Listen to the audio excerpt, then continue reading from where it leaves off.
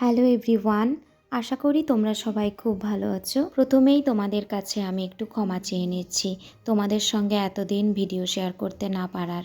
আসলে কি বলতো, জীবনের একটা নতুন অধ্যায় শুরু করতে চলেছে। 3 বছর আগে যে জায়গাকে আমি অভিমান করে চলে গিয়েছিলাম, আবারও আমি ফিরে এসেছি সেই জায়গায়। জীবনে এমন কিছু সময় আসে যে তুমি নির্দোষ, তবুও সব কিছু তোমার বিরুদ্ধেই যাবে।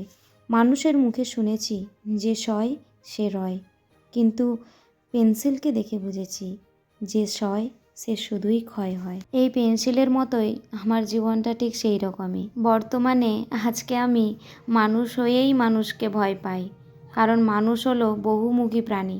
ওরা নিজের স্বার্থে রূপ বদলাতে পারে। আর সবথেকে বড় কথা কি জানো তো, মানুষ সেই লড়াইয়েই কখনো জিততে পারে না যেখানে শত্রু হয় তার আপনজন। স্বার্থপর এই সমাজে ভালো মন্দ বলে কিছুই নেই। তুমি যার মন রক্ষা করে চলতে পারবে, তার মনের মতো করে সব কাজ করবে, দেখবে তুমি সব থেকে ভালো মানুষ।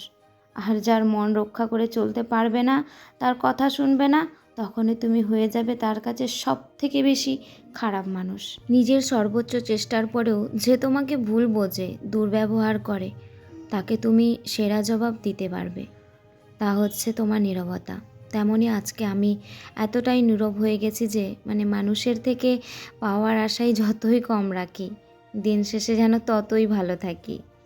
তাই নিজেকে আরও অনেক বেশি এখন ধৈর্যশীল করতে হবে আমাকে। সব কিছুতেই মন খারাপ করা যাবে না, তাই না?